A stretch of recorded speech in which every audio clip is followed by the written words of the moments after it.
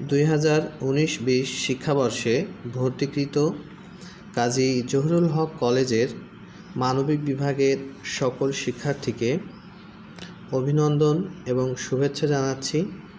সমাজবিজ্ঞান অনলাইন ক্লাসে তোমাদের সকলকেই আন্তরিকভাবে অভিনন্দন জানাচ্ছি। সুপ্রিয় শিক্ষার্থী বন্ধুরা, তোমরা সবাই কেমন আছো? আশা করি সকলে ভালো আছো এবং নিরাপদে আছো, সুস্থ আছো। সকলের সুস্বাস্থ্য কামনা করে সমাজবিজ্ঞান অনলাইন ক্লাসে তোমাদের সাথে আছি আমি মোহাম্মদ এনামুল হক, প্রভাষক সমাজবিজ্ঞান, কাজী জহুরুল হক কলেজ, মেরি গোপীনাথপুর, গোপালগঞ্জ। সুপ্রিয় শিক্ষার্থী বন্ধুরা, আমরা দ্বিতীয় পত্রের সমাজবিজ্ঞান দ্বিতীয় পত্রের অষ্টম অধ্যায় শিরোনামের যে বিষয় বাংলাদেশের সামাজিক পরিবর্তন, সেই অধ্যায়ের গত ক্লাসগুলিতে আমরা দেখেছি সামাজিক পরিবর্তনের সংজ্ঞা দেখেছি, সামাজিক পরিবর্তনের কারণ দেখেছি, বাংলাদেশে সমসাময়িক সামাজিক পরিবর্তন দেখেছি। আজকে আমরা সামাজিক পরিবর্তনের একটি গুরুত্বপূর্ণ ধারণা এবং বিশ্বে বর্তমান সময়ে বহুল আলোচিত প্রত্যয় সম্পর্কে জানার চেষ্টা করব। সুপ্রিয় শিক্ষার্থী বন্ধুরা, তোমরা স্ক্রিনে এখন একটি ছবি দেখতে পাচ্ছ। ছবিটি দেখে আসলে অনুমান করো যে কি পড়তে যাচ্ছি। দেখো, এখানে আমরা একটি পৃথিবীর যে গোলক বা গোলাক, পৃথিবী নামক যে গোলাকার যে গোলকের একটা পিকচার তুমি দেখতে পাচ্ছ। এখানে এই পিকচারটি দেখে অনুমান করো তো আসলে আজকে কি পড়তে যাচ্ছি। হ্যাঁ, আজকে আমরা যে বিষয়টি পড়ব এটি অত্যন্ত বর্তমান বিশ্বে সমসাময়িক সময়ে খুবই আলোচিত প্রত্যয়। হ্যাঁ, প্রত্যয়টির নাম হচ্ছে বিশ্বায়ন। প্রত্যয়ের নাম কি? বিশ্বায়ন বা গ্লোবালাইজেশন। সুপ্রিয় শিক্ষার্থী বন্ধুরা, তাহলে আমরা আজকে আমাদের শিখন ফলটি একটু দেখে নিই যে আজকের শিখন ফলে আমরা কি কি বিষয় জানতে পারব।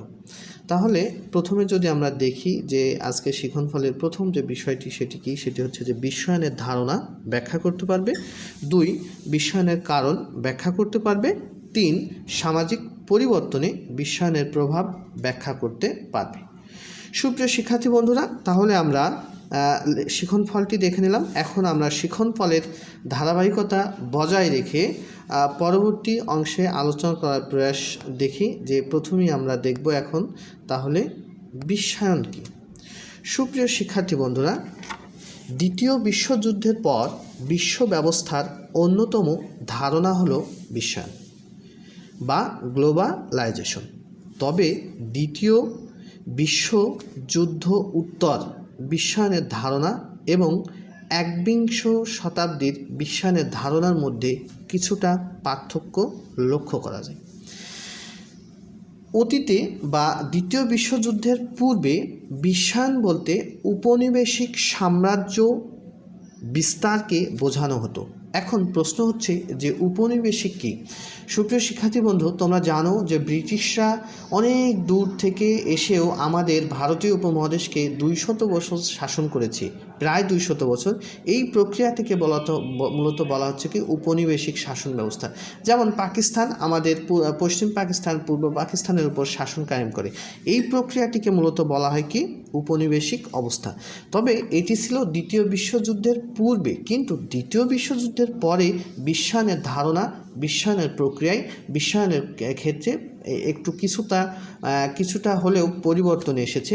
আসলে বর্তমানে বিশ্বায়নের বিকাশ সাধিত হয়েছে বিশ্বব্যাপী অবাধ পুঁজি বিনিয়োগ ও বাজার সম্প্রসারের মাধ্যমে।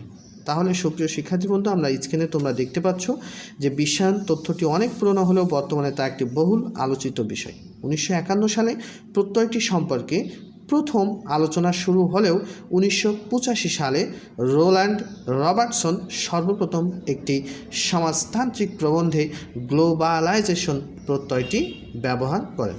তাহলে আমরা গ্লোবালাইজেশন সম্পর্কে একটু ধারণা পেলাম। এবার আমরা দেখি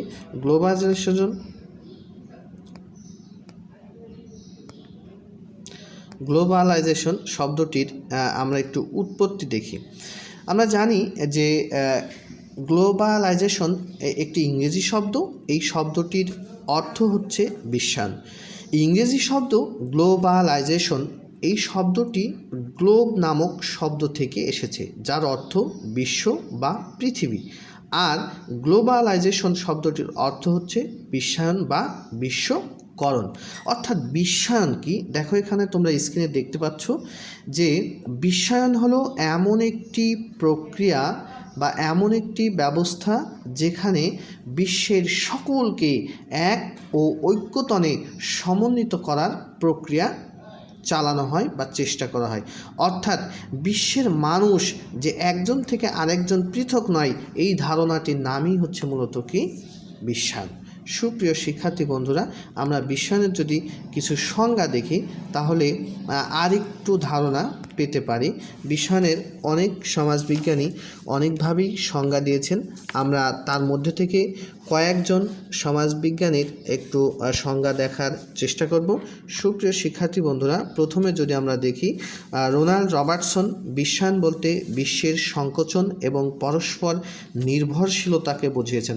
অর্থাৎ বিশ্ব যে একটা ভাস্ট একটা বিশ্বায়ন, যে বিশ্ব যে একটা ব্যাপক বিষয়, এখান থেকে সবাই এক প্রক্রিয়ার মধ্যে অবস্থিত, এই প্রক্রিয়াটিকে মূলত বলা হচ্ছে কি বিশ্বায়ন।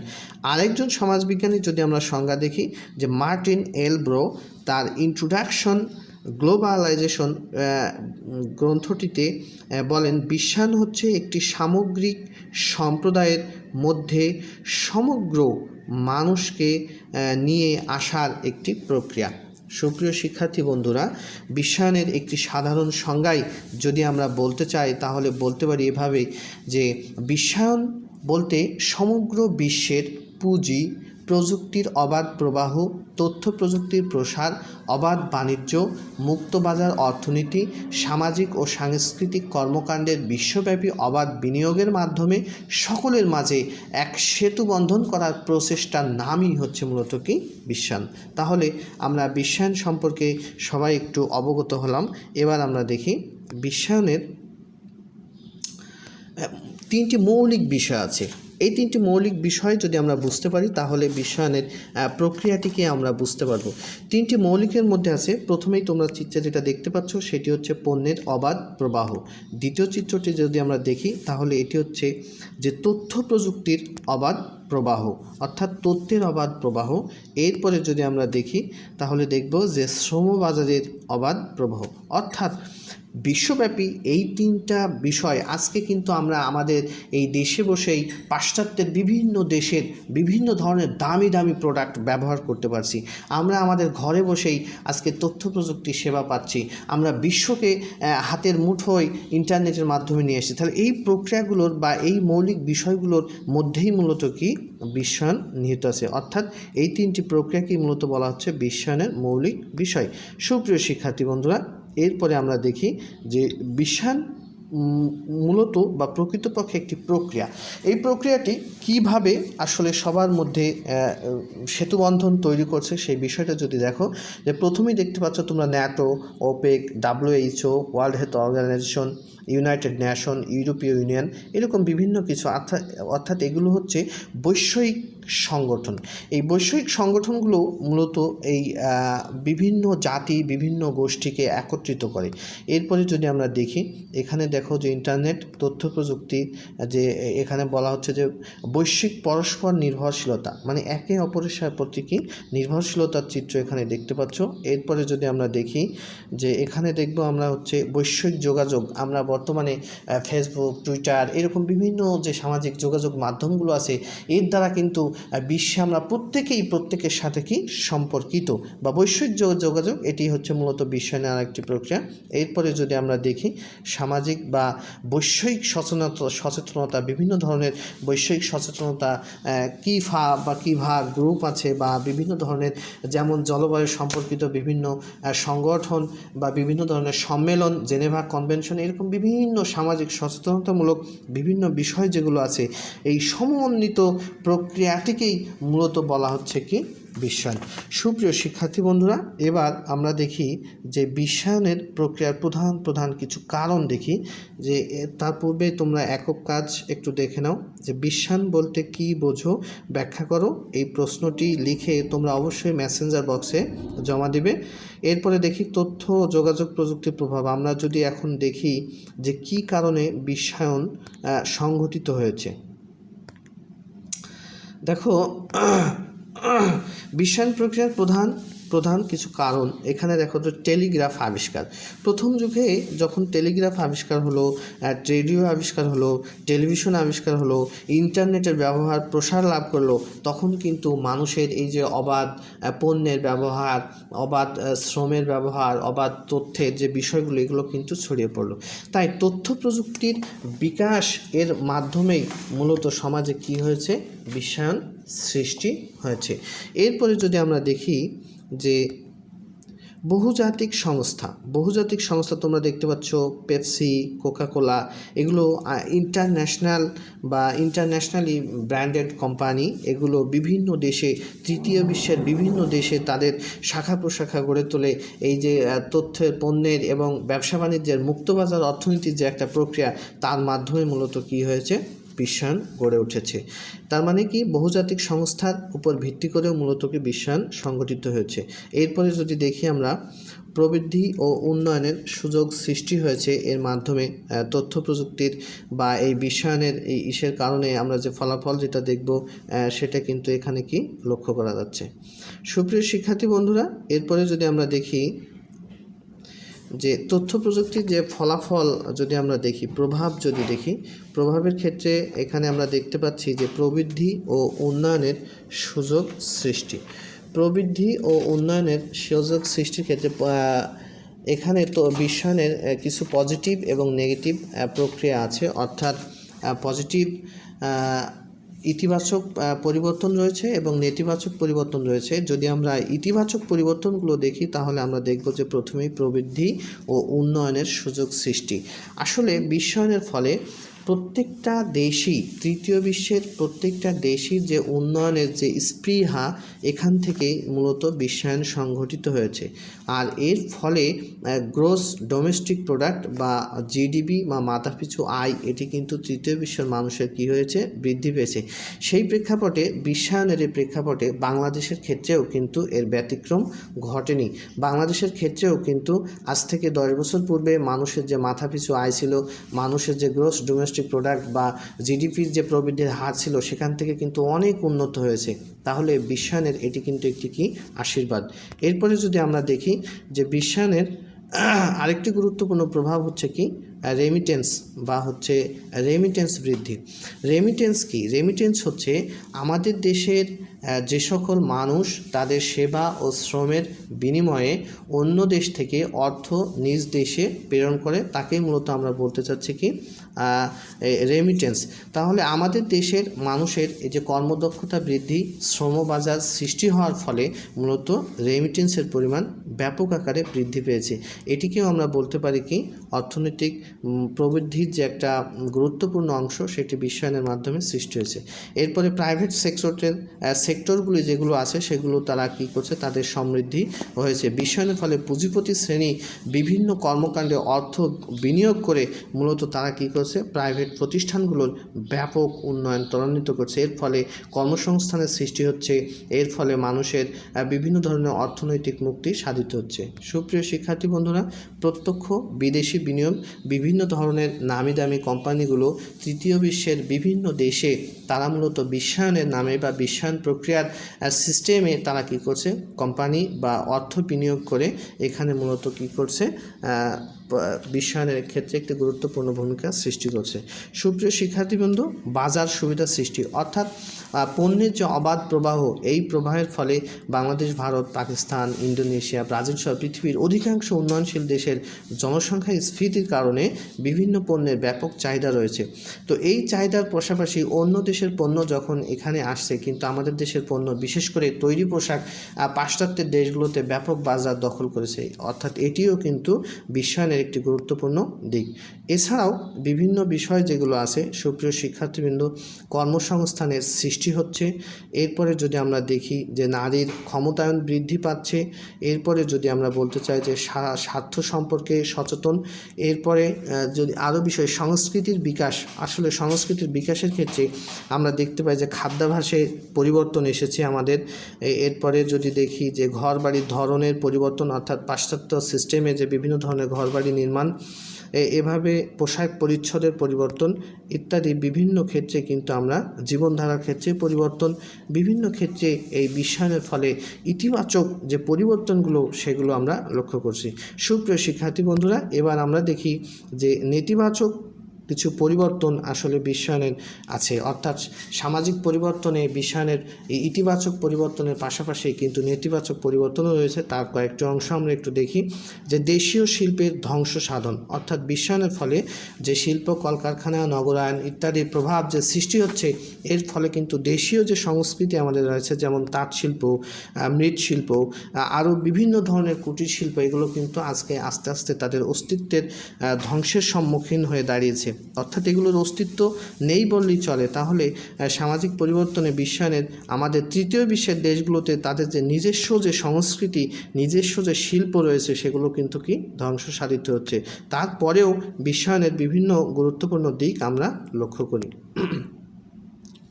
এরপরে যদি আমরা দেখব যে কৃষি ব্যবস্থার মূলত কৃষক বা কৃষি ব্যবস্থার অর্থনীতির বিকাশ রোধ, অর্থাৎ এক্ষেত্রে তৃতীয় বিশ্বের মূলত মূল চালিকা শক্তি বা বাংলাদেশের অর্থনীতির মূল চালিকা শক্তি হলো কি কৃষি। কিন্তু কৃষি অর্থনীতির চাকা সচ্ছল রাখলেই বাংলাদেশ উন্নয়নের দিকে ধাবিত হতে পারে। কিন্তু বিভিন্ন কারণে শিল্প কলকারখানা স্থাপনের ভিত্তিতে বিশ্বায়নের এই প্রক্রিয়াতে বিভিন্ন সিস্টেমের মধ্যে দেখা যাচ্ছে যে কৃষি অর্থনীতির কিন্তু বিকাশটা কি রোধ হচ্ছে বা কমে যাচ্ছে, অর্থাৎ কৃষকের উৎপাদিত ফসলের ন্যায্য মূল্য না পাওয়া, এগুলো অন্যান্য দেশের প্রোডাক্ট, যেহেতু পণ্যের অবাধ প্রবাহ আছে, সেহেতু বিশ্বায়নের প্রেক্ষাপটে দেখা যাচ্ছে যে আমাদের দেশের বিভিন্ন নিত্য নৈমিত্তিক দ্রব্যের যে বাজার, সেটি কিন্তু অন্যান্য দেশ দখল করছে। তাই আমাদের দেশের দেশীয় যে বাজার, সেটি কিন্তু আমাদের দেশীয় কৃষকরা পাচ্ছে না, যার কারণে মূলত কৃষি অর্থনীতির বিকাশ রোধ হচ্ছে। সুপ্রিয় শিক্ষার্থী বন্ধুরা, যদি এরপরে আমরা দেখি যে দারিদ্র্যের লালন, অর্থাৎ দারিদ্র্যের লালন বলতে তৃতীয় বিশ্বের অধিকাংশ মানুষই কিন্তু দারিদ্র্য সীমার নিচে বসবাস করে। এটার অন্যতম কারণ হচ্ছে যে বিশ্বায়নের যুগে তৃতীয় বিশ্বের দেশগুলো উন্নত বিশ্বের উপর নির্ভরশীল, অর্থাৎ বৈদেশিক ঋণের উপর নির্ভরশীল। আসলে এই বৈদেশিক ঋণের কারণেই মূলত আমাদের দেশে বা অন্যান্য দেশে দারিদ্র্যের যে লালন, এটি কিন্তু বিশ্বায়নের আরেকটি কুফল দিক। এরপরে যদি আমরা দেখব যে শহর ও গ্রামের বিরোধ বৃদ্ধি। আসলে বিশ্বায়নের যুগে সকল প্রকার তথ্য প্রযুক্তি, চিকিৎসা, শিক্ষা, নাগরিক যে যতগুলো সুযোগ সুবিধা আছে, তার সবগুলোই মূলত কোথায়, শহরে বা নগরে করা হচ্ছে। এর ফলে গ্রামে কিন্তু ওই ধরনের সুযোগ সুবিধা দেওয়া হচ্ছে না। প্রশস্ত রাস্তা নেই, পয়ঃনিষ্কাশন ব্যবস্থা নেই, ড্রেনেজ ব্যবস্থা নেই, গ্রামীণ মানুষদের কর্মসংস্থানের ব্যবস্থা কম, ব্যবসা বাণিজ্যের এলাকা কম, যার প্রেক্ষাপটে কিন্তু এই বিশ্বায়নের যুগে শহরকে বেশি নগরায়িত করার কারণে মূলত দুই ইসের মধ্যে কিন্তু কি হচ্ছে, একটা পার্থক্য সৃষ্টি হচ্ছে বা বিরোধ বৃদ্ধি পাচ্ছে। সুপ্রিয় শিক্ষার্থী বন্ধু, দেশীয় সংস্কৃতির বিকাশ রোধ, এটা বলবো যে দেশীয় সংস্কৃতি আমাদের যা আছে, এগুলো কিন্তু বিভিন্ন ধরনের আকাশ সংস্কৃতি, এখানে রেডিও, টেলিভিশন, তারপরে হচ্ছে ইন্টারনেট, তারপরে হচ্ছে ডিশ অ্যান্টেনা, সবগুলোকে মূলত বলা হয় কি আকাশ সংস্কৃতি। বিশ্বায়নের যুগে তথ্যের যে অবাধ প্রবাহ, তার প্রেক্ষাপটেই মূলত আমাদের দেশীয় যে সংস্কৃতিগুলো আছে, আজকে দেশীয় সংস্কৃতিগুলো ধ্বংসের মুখে। আমাদের যে সংস্কৃতির যে মূল্যবোধ আছে, আমাদের মানুষের যে অতিথিপরায়ণতা আছে, আমাদের মানুষগুলোর যে পোশাক পরিচ্ছদের শালীনতা আছে, এগুলো কিন্তু আজকে বিশ্বায়নের যুগে এই দেশীয় সংস্কৃতির অনেক কিছুই হুমকির সম্মুখীন। আমাদের মূল্যবোধ, আমাদের আচার আচরণ, রীতিনীতি, কৃষ্টি কালচার, সব কিছুতে এভরিথিং, অর্থাৎ লাইফস্টাইলের জীবন ধারণের ক্ষেত্রে পাশ্চাত্যকরণ চলে এসেছে, যার ফলে আজকে আমাদের দেশ, আমাদের সংস্কৃতি, আমাদের বিশ্বায়নের এই যুগে যতই উন্নত হোক না কেন, আমাদের মূল্যবোধ, আমাদের আচার আচরণ, কৃষ্টি কালচার থেকে সরে যাচ্ছি এই দেশীয় সংস্কৃতির প্রভাবে। সুপ্রিয় শিক্ষার্থী বন্ধুরা, আমাদের দেশ থেকে মেধা পাচার হয়ে যাচ্ছে এই বিশ্বায়নের যুগে।